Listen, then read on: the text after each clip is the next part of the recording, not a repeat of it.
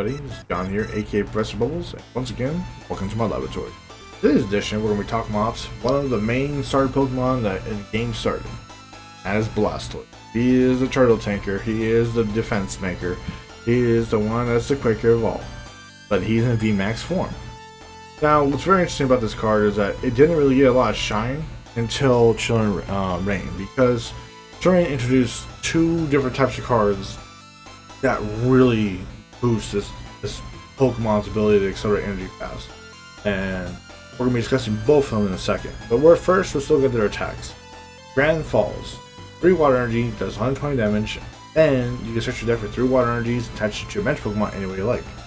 Basically, like Pikarom, accelerate, but you can't do it to yourself, active, and you could spread the damage. You can spread the energies on bounce Pokemon where Pikarom can only select 1.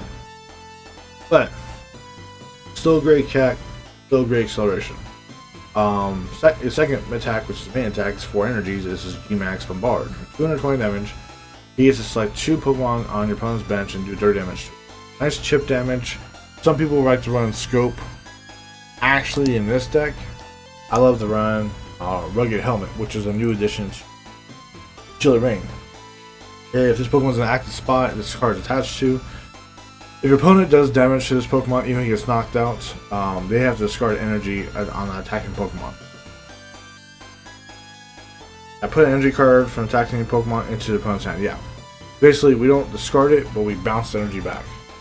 Which can be beneficial, especially if they're trying to play setup. You have a good energy, you have 330, which is a good solid HP. So, what are the 2 ways we get the energy started up? Well, again, you know, so my last several deck profiles, this is more of a water support decks I've been making recently. Have to do with Froslass. I believe Froslass is going to be a really big impact, and people are not realizing the potential. I know we're not playing tournaments yet, but I honestly believe Froslass can be a key card for any water deck. Actually, any deck that needs to get energy acceleration, period. Because of Frost Over. When you evolve it, take 1 water energy from discard pile and attach it to any Pokemon. Doesn't matter what Pokemon it is, doesn't matter if it's a water type or non-water type, any Pokemon. What's good about that? You run Scoop Up Fence. Bounce it back in your hand, put Snow right down, Froslass, do it again, and energy acceleration. There you go. The other way you do it is with the new supporter Melanie. You attach a water energy to the discard pile to one of your Pokemon V, and if you do, draw 3 cards. Well, this one's being more specific. You can only attach to V Pokemon. Good thing it's not just water, it can be fire, it can be whatever. There's a good combination of decks you can build later on. Like, I believe the Tini can support this method because it takes 1 water and 1 fire, 1 colors. The water can be the substitution of that, help with acceleration. I'll get to a deck that further on, later on. But right now, you get your acceleration here, you get acceleration on Froslass, and you attach the energy. Your Blastoise is good to go. What other tech cards you run? Well, we run 2 Mewtwo's. What's good about Mewtwo is you play it from your hand to bench. Take any supporter from your discard pile and put on top of your deck. If you're playing against V deck, you're like, okay, I need more acceleration. Boom, another Melody right off the bat. And say if you need a boss order, just knocks me out. Boom, put on top of your deck. Next turn, boom, knock it out. If you're playing against a deck that has to do with safeguard, abilities not letting your VMAX V Pokemon to attack, FOB comes in, boom, do that at least 6 times. So, yeah, overall, I mean, you have actually more than 6 times because of the combinations we have here. But overall, that's the whole idea.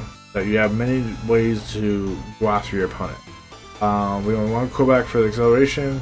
Again, Path to the Peak. Yes, it blocks Crobat, but we try to use Crobat before we use Path to the Peak. Nuke all V and GX Pokemon. That's really good against Dark decks, especially. And outside of that, you run 10 water energies and 2 watch energy. Watch energy prevents all effects or attacks from your opponent's Pokemon done to your water Pokemon this card's attached to. So, effects can be like the damage being put on to the Pokemon, the effects can be paralyzing. And basically, it's a way to do a safeguard tech-wise against your opponent's attacks. So, other than that, I believe this deck is pretty solid. Please leave a like and subscribe. I'd like to read your comments if you say it too. But until then, I hope you guys had a good time, and I'll see you guys next time.